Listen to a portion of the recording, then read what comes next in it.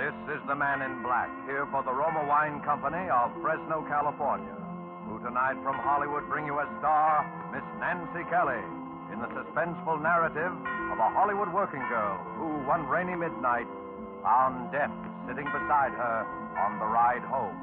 And so, with Drive-In and with the performance of Nancy Kelly, we again hope to keep you in suspense.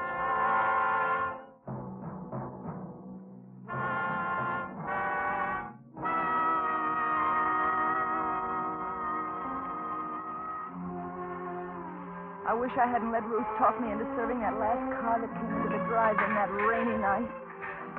It was late. I was tired. I'd been on my feet all day carrying heavy trays, hopping to it when impatient people glared their headlights on and off in my eyes. And heaven knows there are a lot of impatient people in Hollywood. These Carhops don't have an easy time of it. Talk about your mail carriers. Well, we're the same. Raining or blowing or boiling hot, we've got to get through with that tray or know the reason why. Tired, hungry people who sit back in their car and expect $1 million worth of service for a 10-cent tip. Why do we do it? Well, sure, there are other ways of making a living in Hollywood, but not many that hold that glittering promise that maybe someday, somehow, maybe someone will say... Why, that girl looks like Lana Turner. Yeah, at least her hair's done up that way. You know, I think I could use her in that new picture of mine. I think I'll ask her to come out to the studio. Yeah, I know. Well, here we go again. Oh, maybe it doesn't happen often, but there's always a chance. And there's always that hope. That's what keeps us going, I guess. But there are other things that can happen in a drive-in. Things that aren't on the menu by any manner of means. Like the rainy night I was telling you about when I let Ruth talk me into serving that last car that came in. Oh, Mildred, please take his order. I've got 3 other cars and I'm waiting for French fries. Oh, look at the clock, will you? It's near midnight. I'm off duty. Oh, please, Mildred, just as one more, will you? I'll do the same for you sometime. But Ruth, Oh, what's the matter with him? Can't he read? Please do not honk your horn. It looks clear enough to me. Well, it's a doctor's car, see? He's probably going to rush. Anyway, you've got nobody waiting. Oh, all right. Gee, thanks a lot. Well, it was true. No one was waiting for me. Only the bus that'd take me to Glendale, where I lived alone in an apartment. So I buttoned up my raincoat and I took a menu over to the car. Good evening. Never mind the menu. Just some black coffee, a pot of it, and a ham sandwich. Please hurry it. When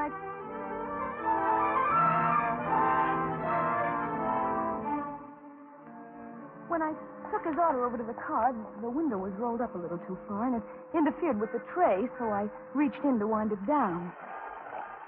When I touched the handle, it felt wet and kind of sticky, too, but I didn't think anything about it, and I got the tray firmly set, and then I looked at my hand. It was as red as blood. I looked up quickly at him. Oh, I'm sorry. I'm Dr. Morgan. I just had an emergency in the car. Oh, an accident? Yes, Sunset and Vine, quite a crash. I just happened by, and I took one of them to the hospital. Oh, gee, that's too bad. Yes, it was very unfortunate. I walked back, trying to wipe the blood from my hand with a paper napkin. Ooh, it gave me a creepy feeling to have somebody's blood on my hand. Then I went in to wash. I was keeping close track of the time, and I was a little worried for fear the big drive-in clock wasn't right. It sometimes ran slow. So I took a coin from my pocket. I figured it was worth a nickel not to miss that last bus to Glendale. I walked over to the payphone, and I was just about to drop the nickel in when I looked out, and he was leaning on the horn and beckoning to me at the same time. I put the nickel back in my pocket, and I hurried out to him. I'm sorry, but I'm in a hurry, and I haven't time for this coffee to cool off. I'll take the sandwich with me. How much do I owe you? 40 cents. 40 cents. Here you are. I hope I didn't interrupt your phone call. Wasn't important, was it? Oh, no. I was just checking on the time. I didn't want to miss my bus. There was a clock right over your head. Oh, it's usually wrong. I have the time. It's about 4 minutes to 12. Oh, gee, I am going to miss my bus. What time does it leave? At midnight from Hollywood and La Brea. Well, hop in. I'll take you. I'm going right past there. Oh, gee, would you? I'll take the tray and I'll be right back. Okay. I might still make it. In my hurry to unhook the tray from the window, I gave it a jerk and it fell crashing to the ground. Oh, Ruth! Ruth, please help me pick these things up, will you? I'm going to miss my bus. Oh, all right, Mildred. Okay. We picked the things up quickly, and Ruth went off with the tray. I started to run around the other side of the car when I noticed something shining on the ground. It was one of the shakers that had fallen from the tray. I picked it up, and I started running toward the drive-in when he spoke to me. Why don't you just put that in your pocket? You can return it tomorrow. Come on. You're going to miss your bus. Well, I put the shaker into my pocket, and I rushed over to the other side of the car, and he opened the door for me. I was just about to get in when I hesitated. I wasn't used to doing this sort of thing. The other girls sometimes let the customers drive them home, but I never did. Still, he looked so decent, and... Come on, you'll miss it. Then he reached out as if to help me in. And I thought then that he was really concerned about my missing the bus, for he seemed to pull me into the car. And the first thing I knew, I was sitting beside him. And the door slammed. And we were driving off. I was a little uneasy, but then I thought, no, it's only a few blocks, and I won't be in the car long. I suppose you're in a hurry because someone's waiting for you. Oh, no, I live alone, but I'd hate to walk back to Glendale in this rain. You won't have to walk. Well, this is very nice of you. I appreciate it. Not at all. Would you mind rolling up that window on your side? There's a draft. Oh, of course. You can let me off at that corner over there.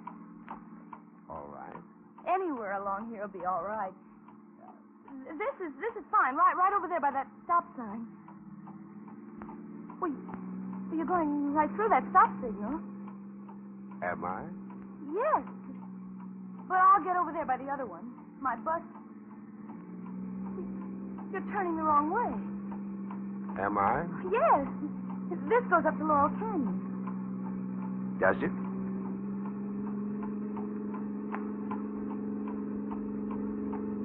You thought you were pretty smart, didn't you?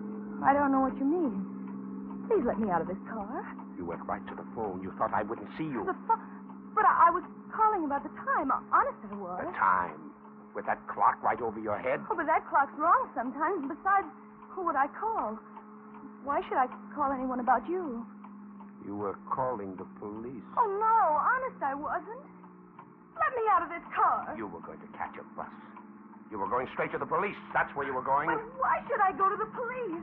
You know why. No, really, I don't. Because you saw it. You saw his blood. No, you don't. Oh, no. There. You won't need to try to open that door again. Now we'll be getting along.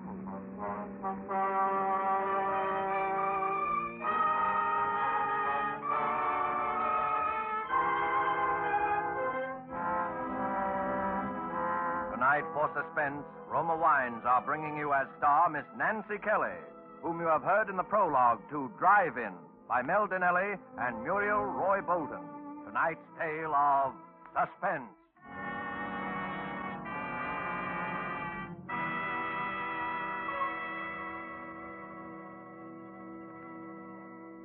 This is Truman Bradley for Roma Wines.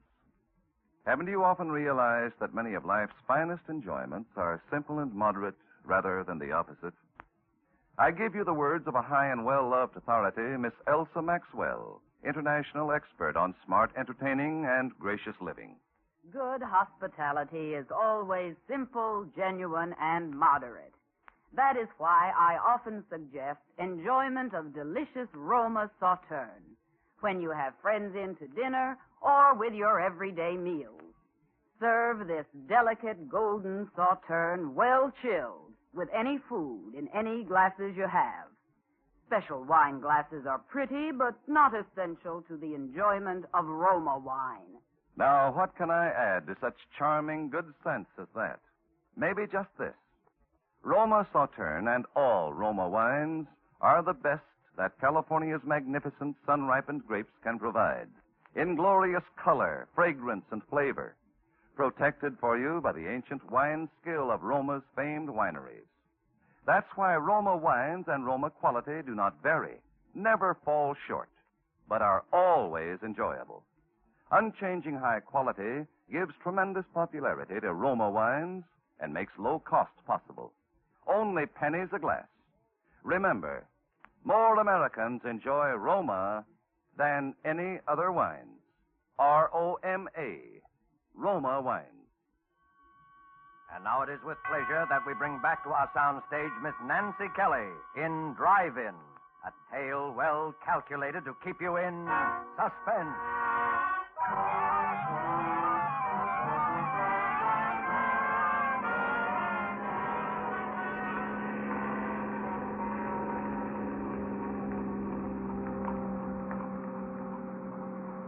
After I made that last try to get out, and he broke the handle of the door, all the strength seemed to go out of my body. I just sat there as we drove on. We passed a few people and some cars in the next blocks, and I thought of calling out, and then I knew why he'd asked me to roll up the window when I'd first gotten into the car. And then we were at the mouth of the canyon, and I could see the road dark and lonely up ahead. The car twisted and swerved. My arm ached from his strong fingers that had dug into it when I tried to jump out. I looked at him from the corner of my eye. He hadn't seemed like a criminal back at the drive-in, and he didn't seem like one now. His jaw was black from needing a shave. And still his face, well, it wasn't like a criminal's at all. It was so tired. Quit staring at me. Look, I didn't know anything about you. Honest, I didn't. Please let me go. You know something about me now. I won't tell anybody. Whatever it is, I promise you I won't. A woman's promises. Remind me to tell you a story about a woman and a promise. Let me out. Please let me out right here. It's a long way back to Glendale. Well, that's all the better. It'll take me hours to get back, and you'll be miles away by then. I'm not taking any chances with you, kid. Please. Oh, please let me out. I've got to get back. You said no one was waiting for you. You live alone, don't you? No one will miss you. We both heard the siren then. He looked quickly into the rear vision mirror. Then he took a gun from his pocket, and he turned to me. If that's for us, and we'll stop, remember this. I've used this gun before tonight, and I can use it again if I have to. If I'm taken, you'll go first. But now listen, I'm a doctor, and you're a nurse, and we're headed on an emergency. If you want to live, you won't try to pull anything. Now remember that. Remember it.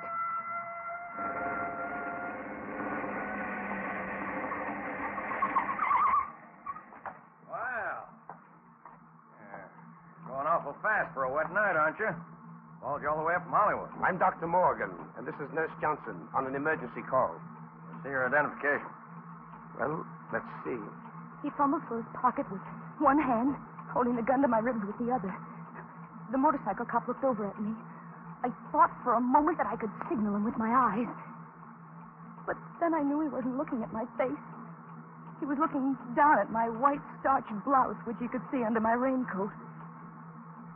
He thought it was a nurse's uniform. Here you are, officer. Okay, Doc. Sorry I stopped you. Well, that's that. Hey, wait a minute. What's the matter? I just wanted to tell you. The rain started to slide up there a ways. Better take it easy. Thanks. I will.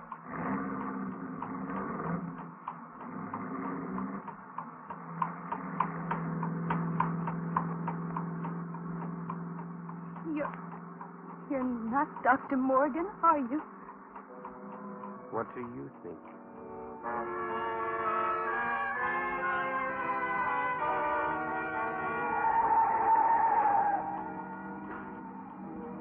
Then we came to the landslide. It wasn't a big one, but it had made a terrible mess of the road. He didn't slow down, and the car swerved crazily as it slipped from one side of the highway to the other. Suddenly, it felt as though the whole rear end had slipped out. I looked over at him. He was tense. His knuckles turned white as he clutched the wheel. He shoved the car into reverse. I hoped it would never move. It didn't. We were stuck. Hopelessly stuck. Oh, have all the luck. Suddenly the car was filled with light. A car had come around the curve behind us. This might be my chance. Remember, I still have this gun. Now don't try anything. Hey! We're stuck here. Could you give us a push? Thank you very much. Well, have some California hospitality. Oh, I'll have to get out. I'll have to put something under the wheel. You stay here. There were some bushes by the side of the road. If I could reach them, I could perhaps run up the side of the hill and hide. Then in the morning, I could make my way back down the canyon. I slipped under the wheel and I carefully turned the handle of the door on his side of the car. I could see him in the mirror. He was at the back of the car. I eased the door gently open. I put one foot out. I was just sliding out when I heard him. You're not going anyplace. Come here.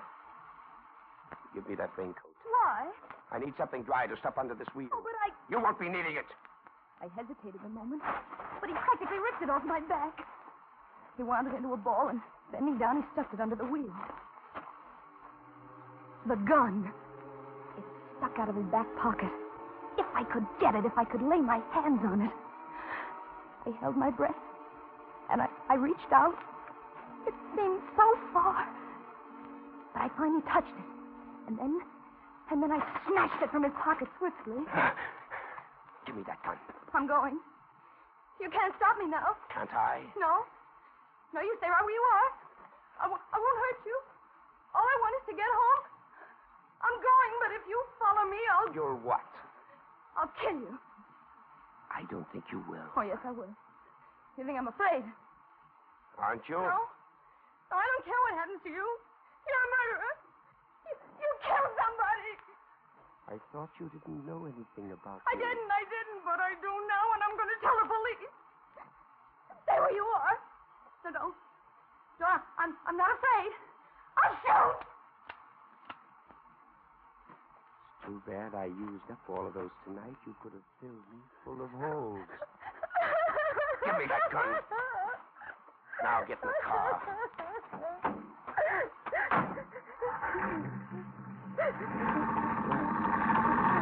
That's better.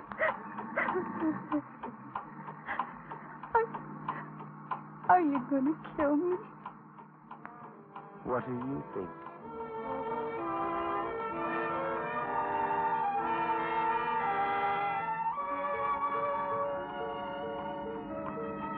We were nearing the top of the canyon now. The road was very steep. The rain had let up. It was just drizzling now. Even though he hadn't answered my question, I knew the answer. He was going to kill me. I wouldn't get back home tonight. Not tonight or any other night. It was funny.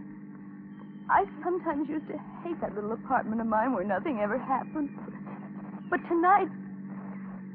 And then, for some reason, I thought about Ruth. What would she say tomorrow when I didn't show up at work? And then I wondered where they'd find my body. Well, here we are. Lookout Mountain, the top of the world. Suddenly, we came over the crest of the hill, and way down below, the city stretched out for miles. Millions of lights glittering in the rain. For a moment, I forgot everything. It was the most beautiful sight I'd ever seen.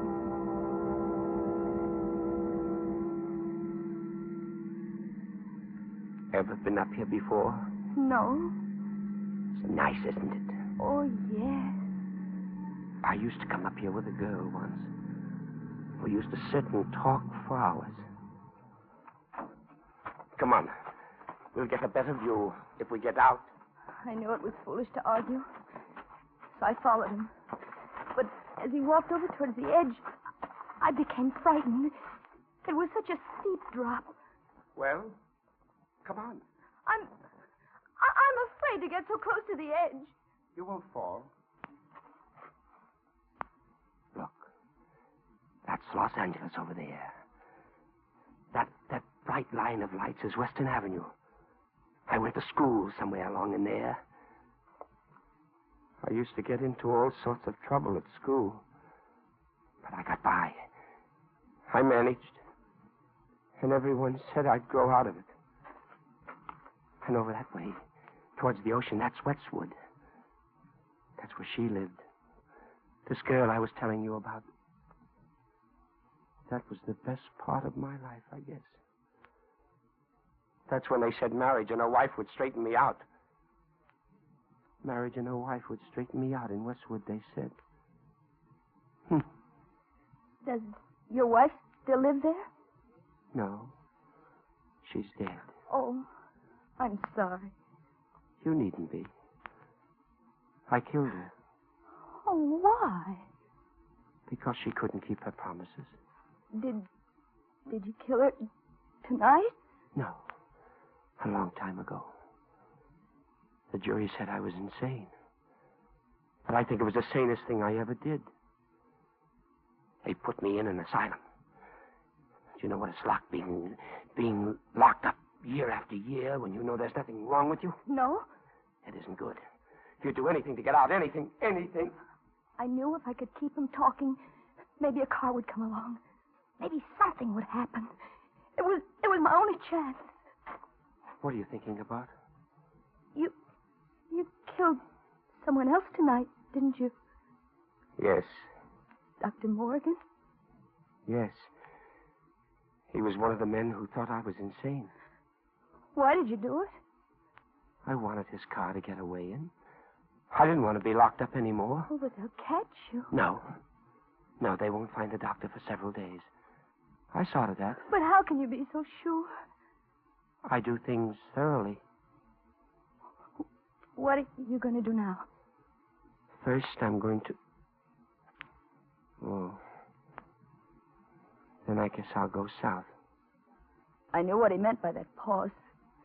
I started to back away slowly. I'd made a mistake by reminding him of the present. My hands went instinctively to my pocket for something to defend myself with. I knew there was a pencil there. It was sharp. Maybe I could scratch him or hurt him some way with it.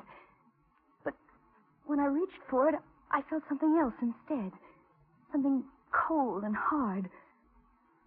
I was puzzled for a moment, and then I remembered it was the shaker I'd picked up at the drive-in. You can't get away now. Then he started moving toward me.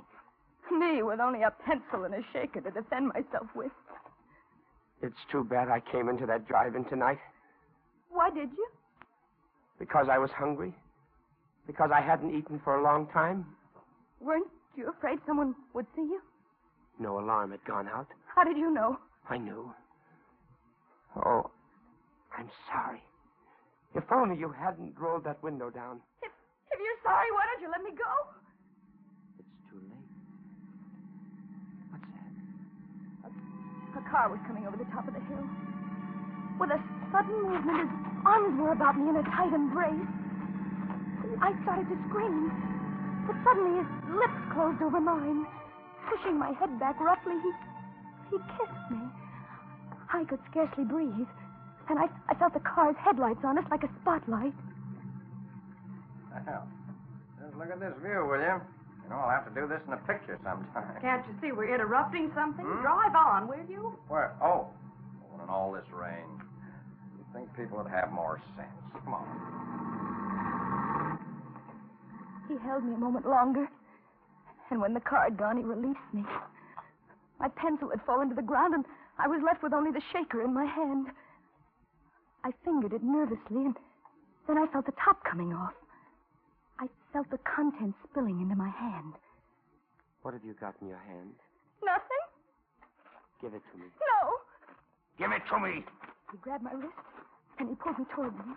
We were moving to the edge of the cliff, but my other hand was free, and I threw the contents of the shaker into his face. His hand flew to his face in an effort to clear his eyes. But it was too late. The pepper had blinded him. He lunged out for me, but I stepped aside quickly, and he slipped in the mud. His hands went out to steady himself. He clawed frantically at thin air, and then I saw him falling over backwards, over the edge.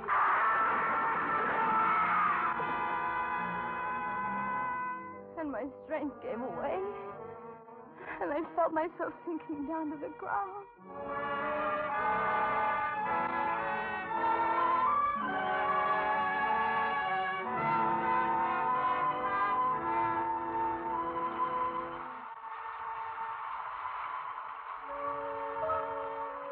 I don't know how long I must have been there, but when I came to, it was raining again.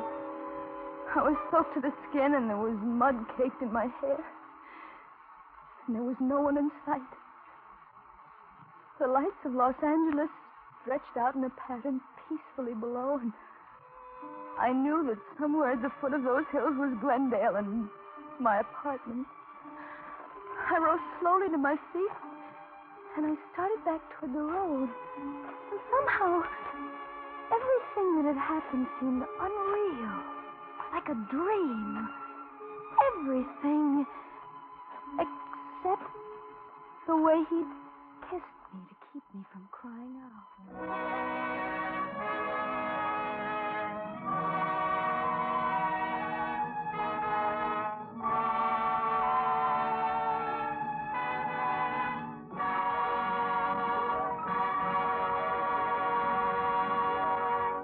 And so closes Drive-In, starring Nancy Kelly. Tonight's study in Suspense.